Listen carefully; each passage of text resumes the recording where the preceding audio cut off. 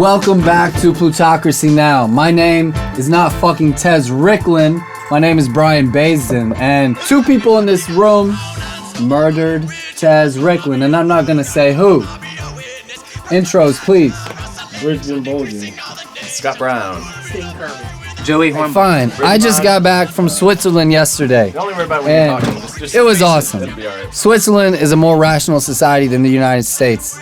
I'll say that much.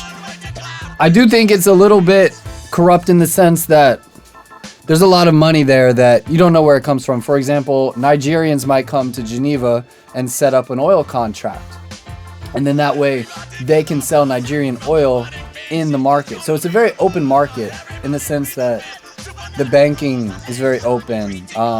They don't really, it's a very neutral country, right? So they don't put sanctions on Iran. So like there's lots of opportunities for money to flow through Switzerland, which is fine. That's how they make their money. That's how it's been for a while. Exactly. That's their business model. That's fine. America's the warrior. Switzerland's the banker. Fine, whatever. Like however you want to do things, that's your national character. I don't have a problem with it. But no, I love it. It's a beautiful country. I would move back. I would like to get citizenship there. But I do want to rail on AT&T for a minute because AT&T damn near fucked up my day, and that's why Mr. Stephen Kirby and Mr. Scott Brown had to wait on us to get there because AT&T are a bunch of fucking assholes. But anyways, someone else say something. We're definitely not sponsored by AT&T. Yeah, what's your... not anymore, at least. No, what's your problem with AT&T? My problem with AT&T... Yeah.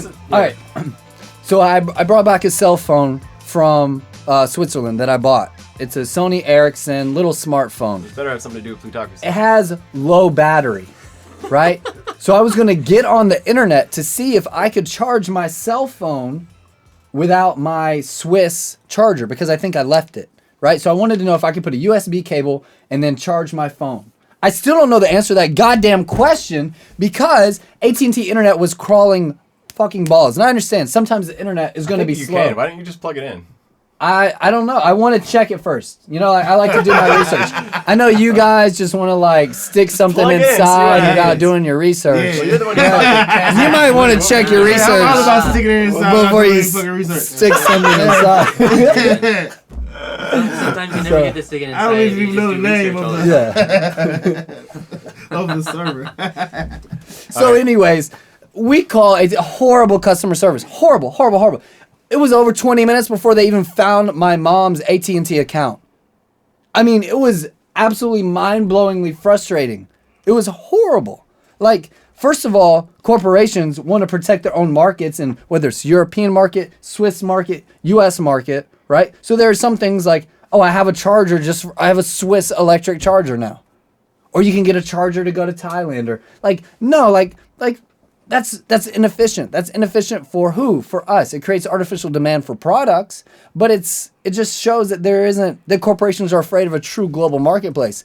For example, someone where I was working, they were trying to buy computers to do an international project. However, in the Swiss market, that computer they wanted to buy to help the project isn't even sold in Switzerland because it's too cheap for the Swiss market. You know, like corporations don't want competition. They don't want a free market. They don't want to have to compete. Then why do they lobby for free markets? And who says they lobby for free markets? Well, even just last year, they had a copyright overturn the patent law about unlocking phones. And if you have a phone with the carrier T-Mobile, AT&T, Verizon, and so forth. No. Before it was legal to unlock your phone, take it to like a place in the mall or something and do it. Well, because of the change, like an overturning in the patent law, at the end of last year, it became illegal to do that. And they're not necessarily going to throw anybody in jail for it, but it's technically not a legal thing to do. Yeah, no, and kudos. Now Go ahead. Even the Obama administration has lobbied to change that law back and revert it to allow people to unlock their phones. And kudos to our professor-in-chief, Obama, for actually having the testicles to stand up for what's in the national interest. And by the national interest, I mean people. like Yeah. me and you, instead of corporations. And the cell phone lobby and the cell phone companies don't want to do that. They say that infringes upon their markets and their rights. Oh Except yeah, when their they're rights, except their when they're markets. unlocking No, somebody it else's infringes phone on their to put it in their markets. network. It doesn't infringe Yeah. upon their Yeah. rights. Their rights. Come on, Steen. I know Rights. that. I know that. It's really messed up. And I mean, the FCC, and they just have a new FCC named Tom Wheeler, who actually was a lobbyist for the telecommunications industry. And for the years. camera's over there, so you might want to like position. Yeah, but yeah, maybe. Yeah, Because we whatever. talking to this, right? but we want to see No, it's faces. man. Who cares, man? Don't worry about it. Talk. No, it's about ideas, not faces. Everyone. I was just Oh, Scott Brown's gonna cry over there in the corner. For real, you guys are gonna cry when you're like, oh, how come I wasn't getting picked up on the microphone? It's like, oh, because you were facing the camera. Go ahead, Steen.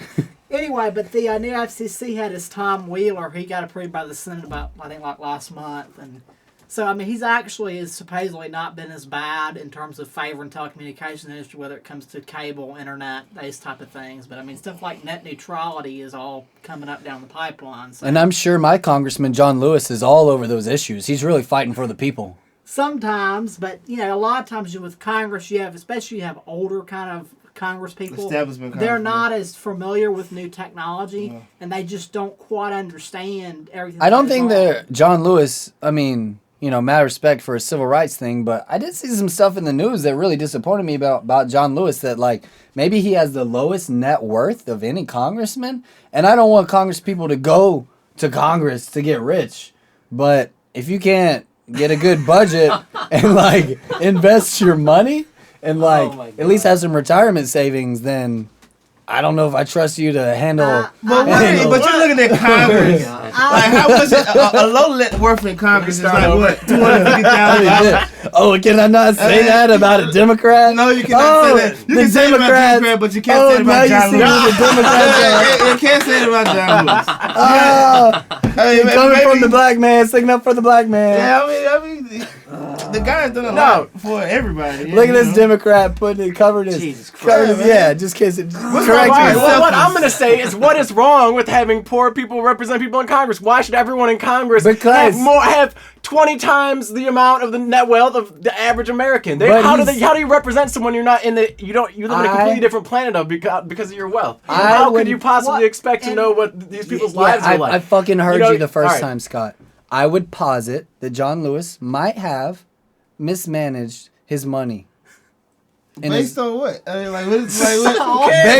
Based on his assumption. Oh, like politicians don't do that for a living?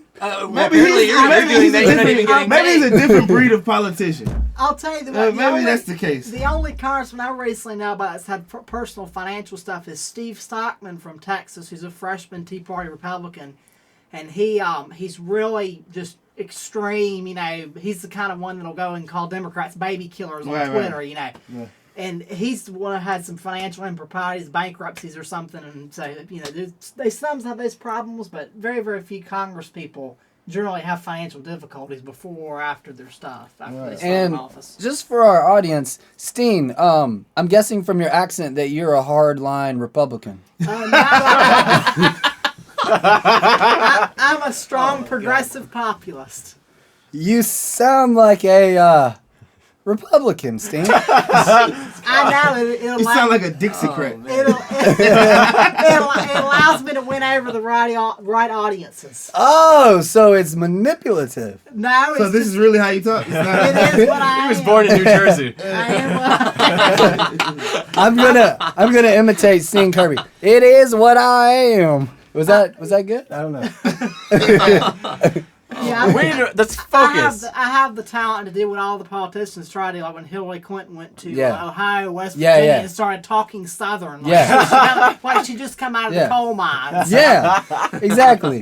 You're gonna out Hillary because you're authentic. Yeah. And she's fake. You're calling Hillary Clinton fake. Yeah. Oh! Democrat alert! Democrat alert! Ah! I mean, there are other Democrats besides Hillary Clinton. I'm just telling you, she's the one we want to be president. Yeah, she's not necessarily 2016. Who is? I mean, who's the authority on this? Like, you know, I'm just saying. I know a lot of people in circles. All right, why don't we spend a couple minutes talking about who we think is going to be president in 2016? I want a special moment of reflection Not for who you Mr. want, Joey Hornbuckle because he's had 2 "oh God" moments because we've offended some establishment Democrats. It's been like Joey 5 Hornbuckle. minutes. 10 minutes. Oh no, y'all are just offensive. That's all it is. Yes. Yeah, offensive pieces of crap. But no, Yes. All right, so yes. so Name calling. He has resorted to offensive name pieces calling. of crap. that's how I'm gonna bring myself on the show. Y'all are offensive pieces of crap. I think Hillary Clinton's gonna be the president in 2017, get elected in 2016, if she decides to run. I don't know if she's gonna. What the fuck? Really? That's how you know he's establishment. That's how you know he's a Democrat. That's how you know he's establishment Democrat. If she decides to run. Yes. Like what? For real, it's still up in the air That's right right. now. All right. No, all right, I'm going to go out and say it. I'm going to say she's going to be our next president, but I really hope Bernie That's what Sanders the runs. prediction markets say. Joey Hornbuckle. What else? I think Hillary Clinton's gonna be a good president too. I think she's gonna do a really good job. All right, I'm everyone. Better than gonna be- Obama? I'm trying to be a high aid Maybe. on Joe We'll see. Biden's campaign. Because I know he's not going to win, but I'm sure there'll be a lot of money going in that campaign, and I it'll can be squeeze a lot of fun, coin. too. It'll be a lot of Joe lot of Biden fun. campaign would be Brittany fun. will find a job. I want to be on the Biden I campaign. can hang out with all the bikers in the South Carolina. Remember we did that photo with the biker lady? That was so funny. I'm going to predict that Joe Biden wins Georgia in the primary. in the Democratic He's primary. from Delaware. Are you I sure? know this, but he spent a lot of time in Georgia. He's been to Georgia twice in the last 3 months. He was in where was he in Panama with Kasim Reed. But what about Bill And- Clinton, though, and his working with his wife in terms of his Southern appeal? Yeah, but he hasn't been to. Neither him or his wife have been to the state of Georgia within the last 2 years. I want to say, and Biden's pretty much on a campaign tour in the South. If you look at what he's doing strategically, he's trying to come through the back door and get a So lot is of. Bernie Sanders. The back door. Oh yeah, because I saw Yeah. something about 2016, and then Bernie- excuse me.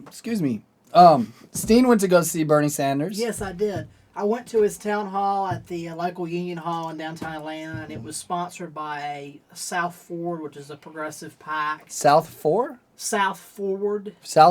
Okay. Yeah, it's a new one. Is it better than Better Georgia?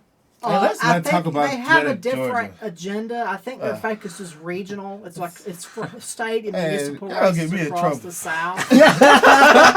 Democrat alert! Oh, man. Oh, the Democrats can't handle the heat. Crashing Can't handle political the heat. dreams all day up in Plutocracy Now. Jesus Christ. This is not good. I shouldn't have come here. There are Ambush. good people at Better Georgia, and they donate That's right. money to the right campaigns. Very good people. Like Scott Hope. No, I like Better Georgia. Darshawn Kendrick. At least I like what they write in their emails when they're not asking me for money. Hey, I don't have a problem with Better Georgia. I don't have a problem with Better Georgia.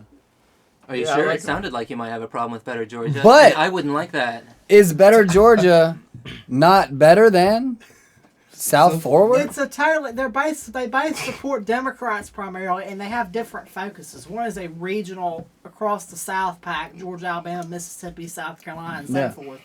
And the other is Georgia only. It's a state So pack. they're pretty State- much- they're state working pack versus together. national Yeah, pack. yeah. They're not the same. working against each Yeah. other. You don't Yeah. have to choose with your money. Yeah, And you but can that- donate to both. But they would rather you donate to them individually. I assure you. Yes, and Yeah. then I'll say on 2016, I don't know who will win the Oh, Democratic no. primary, but I'll go out and say that I'm almost certain that Hillary Clinton, whether she runs or not, will not be the nominee. I think that she's very overrated And I'm not going to disagree with you on that because I saw what Yeah. happened in 2008 when she had a 30-point lead Yeah. in the polls and lost it in 3 months. So who is the who? But why who would was you? still the Hold on. Yeah. Why would you say Hillary lost it, and then not that Barack Obama won it? To He- what extent would you? Yeah, s- yeah. He was a very effective candidate, and he had a great campaign team that got him where he needed to be in order to be in the position to capitalize. Okay, that creates tension with your previous statement because earlier you said Hillary lost it. But she did lose the race. Why? Because she had it in the bag, and her campaign But team. here's the difference. Hey, he was fucking No, answering the I'm question. cutting him off. I'm getting to the point here. Here's the difference. The difference is Barack Obama's not going to be running in 2016. Yeah, that That's is the correct. difference. Who is a serious challenger for Hillary Clinton? Who expected Barack Obama to be 2008 Barack Obama? He wasn't a serious candidate then. But at this I point, did 3 years. because I read that Newsweek article For real. about it, No, or something. 3 I years. don't know. His only claim to fame was giving an Iraq War speech in 2004. But 3 Yeah, years. that was the Democratic National And Convention. the DNC Exactly.